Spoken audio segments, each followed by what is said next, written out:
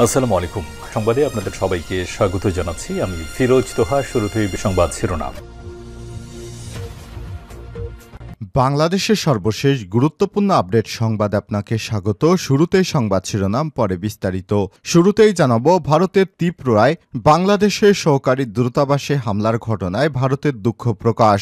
ভারতের আগরতলা ত্রিপুরায় অবস্থিত বাংলাদেশের সহকারী হাইকমিশনে হামলার ঘটনায় গভীরভাবে দুঃখ প্রকাশ করেছে ভারত। আজ হামলার পরই ঢাকায় অবস্থিত ভারতীয় দূতাবাস থেকে এক বিবৃতির মাধ্যমে দুঃখ প্রকাশ করা হয়। এরপর জানাবো, বাংলাদেশ ভারত সম্পর্ক এগিয়ে নিতে চাইছেন ডক্টর মোহাম্মদ ইউনূস। ভারতের আনন্দবাজার পত্রিকার প্রতিবেদন। সনাতনী ধর্মাবলম্বীদের ধর্মীয় নেতা চিন্ময় দাসকে গ্রেপ্তারের ঘটনায় বিগত সপ্তাহগুলোতে বাংলাদেশে অস্থিরতা দেখা দিয়েছে।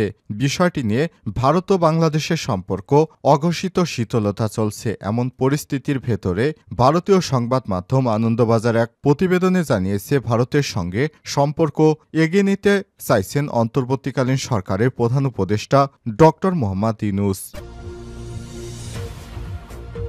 এদিকে বাংলাদেশের বক্তব্যে আশ্বস্ত বিদেশি বন্ধুরা, বললেন পররাষ্ট্র উপদেষ্টা। অন্তর্বর্তীকালীন সরকারের পররাষ্ট্র উপদেষ্টা তৌহিদ হোসেন বলেছেন, দেশের শান্তিপূর্ণ পরিস্থিতি বজায় রাখতে সরকার দৃঢ়প্রতিজ্ঞ। ভারতের সঙ্গে সামগ্রিক আন্তরিক সম্পর্ক চায় বাংলাদেশ।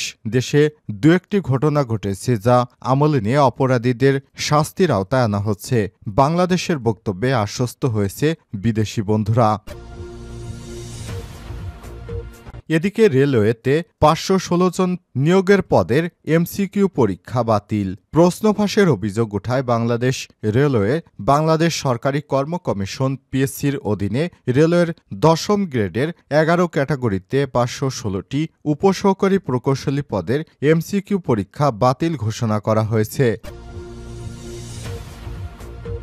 এবারে জানাবো, তিতুমির কলেজ শিক্ষার্থীদের ৪৮ ঘণ্টার আলটিমেটাম।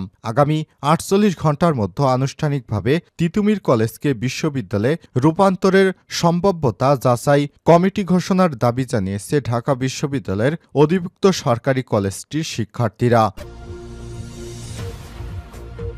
এবং সর্বশেষ জানাবো, আগামী নির্বাচন সহজ হবে না, বললেন তারেক রহমান।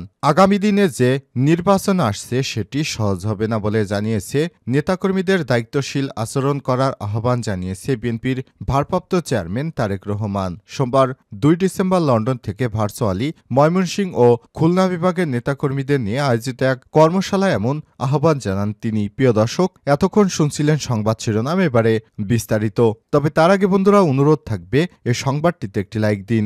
এই চ্যানেলে নতুন হয়ে থাকলে সংবাদটি দেখতে দেখতে চ্যানেলটি সাবস্ক্রাইব করে রাখুন। কমেন্ট করে আপনার মূল্যবান মতামত জানিয়ে দিন বন্ধুরা, আপনি বিশ্বের কোন দেশ থেকে বা বাংলাদেশের কোন স্থান থেকে আমাদের সংবাদটি দেখছেন এবং শুনছেন। এবারে বিস্তারিত। ত্রিপুরায় বাংলাদেশের সহকারী দূতাবাসে হামলার ঘটনায় যা বলল ভারত। ভারতের আগরতলার ত্রিপুরায় অবস্থিত বাংলাদেশের সহকারী হাইকমিশনের হামলার ঘটনায় গভীরভাবে দুঃখ প্রকাশ করেছে ভারত। সোমবার ২ ডিসেম্বর হামলার পর ঢাকায় অবস্থিত ভারতীয় দূতাবাস থেকেই বিবৃতির মাধ্যমে দুঃখ প্রকাশ করা হয়। এতে বলা হয়েছে, আগরতলায় অবস্থিত বাংলাদেশের সহকারী হাইকমিশনে হামলা ভাঙচুরের ঘটনায় অত্যন্ত দুঃখজনক। কোনো অবস্থাতেই কূটনৈতিক এবং কনসুলেটার স্থাপনায় হামলা করা উচিত নয়। এই ঘটনায় ভারত সরকার যথাযথভাবে পদক্ষেপ গ্রহণ করবে এবং নয়াদিল্লিতে অবস্থিত বাংলাদেশের দূতাবাসে নিরাপত্তা জোরদার করবে। বাংলাদেশের সংখ্যালঘুদের উপর কথিত নির্যাতন ইস্যুতে সরব ভারত। বাংলাদেশের পরিস্থিতি নিয়ে দেশটি একের পর এক বিক্ষোভের মধ্যে এবার আগরতলায় ত্রিপুরায় অবস্থিত বাংলাদেশি সহকারী হাইকমিশনে হামলা চালিয়েছে উগ্র ভারতীয়রা। এ সময় বাংলাদেশের লাল সবুজের পতাকা টেনে হিস্ট্রে তারা ছিঁড়ে ফেলে। ইসকনের সাবেক সদস্য চিন্ময় দাসকে অবৈধভাবে গ্রেপ্তার করা হয়েছে এমন অভিযোগ তুলে ভারতের ডানপন্থী সংস্থা হিন্দু সংগ্রাম সিটি ত্রিপুরায় বাংলাদেশি সহকারী হাইকমিশনে হামলা চালায়।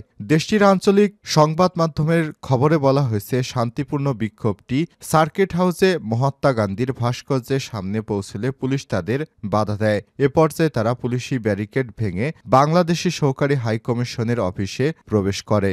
ঘটনার পরপরই স্থানীয় কর্তৃপক্ষ পরিস্থিতি সামাল দিতে ঘটনাস্থলে যায় এবং পশ্চিম ত্রিপুরায় এসপি ডক্টর কিরণ কুমা ও জিডিপি অনুরাগ ধানকার ঘটনায় তদন্তের নির্দেশ দেওয়া হয়েছে। সম্পর্ক এগিয়ে নিতে চাইছেন ডক্টর ইউনূস, আনন্দবাজারের প্রতিবেদন। সনাতনী ধর্মাবলম্বীদের ধর্মীয় নেতা চিন্ময় কৃষ্ণ দাস ব্রহ্মচারীকে গ্রেপ্তারে বিগত সপ্তাহগুলোতে বাংলাদেশে অস্থিরতা দেখা দেয়। বিষয়টি নিয়ে ভারত এবং বাংলাদেশ সম্পর্কে অঘোষিত শীতলতা চলছে। এমন পরিস্থিতির ভেতরে ভারতীয় সংবাদ মাধ্যম আনন্দবাজার এক প্রতিবেদনে জানিয়েছে, ভারতের সঙ্গে সম্পর্ক এগিয়ে নিতে চাইছে অন্তর্বর্তীকালীন সরকারের প্রধান উপদেষ্টা ডক্টর মোহাম্মদ ইউনূস। সোমবার ২ ডিসেম্বর আনন্দবাজারের এক প্রতিবেদনে বলা হয়েছে, প্রধান উপদেষ্টার পেশ সচিব শফিকুল আলম ফোন কলে পত্রিকাটিকে জানান, ভারতের সঙ্গে উত্তেজনা বেড়েই চলেছে। আমরাই উত্তেজনা প্রশমিত করতে চাইছি। অনলাইনে কৃত্রিমভাবেই উত্তেজনা ছড়ানো হচ্ছে। তিনি বলেন, আমি ভারতীয় সাংবাদিকদের বাংলাদেশে এসে পরিস্থিতি দেখার আমন্ত্রণ জানাচ্ছি। বিচ্ছিন্ন কিছু ঘটনা ঘটেছে, আমরা তার বিরুদ্ধে ব্যবস্থা নিয়েছি। চট্টগ্রামেও পুলিশি নিরাপত্তা বাড়ানো হয়েছে। পেশ সচিব আরও বলেন, ইসকনের সব ধর্মীয় নেতাদের সঙ্গে আলোচনা করা হয়েছে। তাদের নিষিদ্ধ করার বিষয়ে কোনো প্রশ্ন কখনো ওঠেনি। ভারতের কাছে ভুল ব্যাখ্যা দেয়া হয়েছে। কোনো ধর্মীয় সংগঠনকে নিষিদ্ধ করা আমাদের লক্ষ্য নয়। এদিকে বর্তমান উত্তপ্ত পরিস্থিতিতে আনন্দবাজারের সঙ্গে কথা বলেছেন বিএনপির ভাইস চেয়ারম্যান আব্দুল্লাহ আল মিন্টু। তিনি পত্রিকাটিকে বলেছেন, বিভিন্ন সামাজিক যোগাযোগ মাধ্যমে পরিস্থিতির যেভাবে ব্যাখ্যা করা হচ্ছে তাতে মনে হচ্ছে বাংলাদেশে পুরোদস্তর সাম্প্রদায়িক সহিংসতা চলছে, কিন্তু বাস্তব পরিস্থিতির সঙ্গে এর কোনো মিল নেই, সেটা মেলে না। তিনি আরও বলেন, আমি সম্প্রতি নোয়াখালী ঘুরে এসেছি। ঢাকাতেও আমার সর্বত্রই যাতায়াত রয়েছে। কোথাও হিন্দুদের সঙ্গে মুসলমানদের কোনো তর্কাতর্কি বা উত্তেজনাও দেখা যায়নি। জাল ভিডিওতে অনেক কিছু দেখানো হয়েছে। অন্যদিকে পত্রিকাটিতে দেয়া এক সাক্ষাৎকারে বাংলাদেশ জামাত ইসলামের সহকারী সেক্রেটারি জেনারেল হামিদুর রহমান আজাদ বলেছেন, চিন্ময় কৃষ্ণ দাস তো ইসকন থেকে বহিষ্কার করা হয়েছে, সবাই তার সাক্ষী। এই ঘটনা ঘটেছে তা হিন্দু ধর্মাবলম্বীদের বিরুদ্ধে প্রতিহিংসার ঘটনা বলে আমরা মনে করি না। হামিদুর রহমান আজাদ আরও বলেন, সনাতন ধর্মের কাউকে আক্রমণ করা হয়নি। আমরা বিশ্বাস করি বাংলাদেশে বিভিন্ন জাতি ধর্ম সম্প্রদায়ের মানুষ থাকবে, সম্প্রীতি থাকবে। বাংলাদেশের বক্তব্য আশ্বস্ত বিদেশি বন্ধুরা। পররাষ্ট্র উপদেষ্টা অন্তর্বর্তীকালীন সরকারের পররাষ্ট্র উপদেষ্টা তৌহিদ হোসেন বলেছেন, দেশে সৌহার্দ্যপূর্ণ পরিস্থিতি বজায় রাখতে সরকার দৃঢ়প্রতিজ্ঞ। ভারতের সঙ্গে সামগ্রিক আন্তরিক সম্পর্ক চায় বাংলাদেশ। দেশে কয়েকটি দুর্ঘটনা ঘটেছে যা আমলে নিয়ে অপরাধীদের শাস্তায় আনা হচ্ছে। বাংলাদেশের বক্তব্যে আশ্বস্ত হয়েছে বিদেশি বন্ধুরা। সোমবার ২ ডিসেম্বর ভারতীয় মিডিয়ার অপপ্রচার নিয়ে বাংলাদেশ সরকারের অবস্থা তুলে ধরতে রাষ্ট্রীয় অতিথি ভবন যমুনায় বাংলাদেশে কর্মরত বিদেশি সংস্থা ও কূটনৈতিকদের ব্রিফিং করেছে পররাষ্ট্র উপদেষ্টা তৌহিদ হোসেন। এতে যুক্তরাষ্ট্র, যুক্তরাজ্য, ইইউ, জার্মান, জাপান, চীন, Canada, Saudi, Iran, Singapore, Pakistan সহ একাধিক রাষ্ট্রের প্রতিনিধিরা উপস্থিত ছিলেন।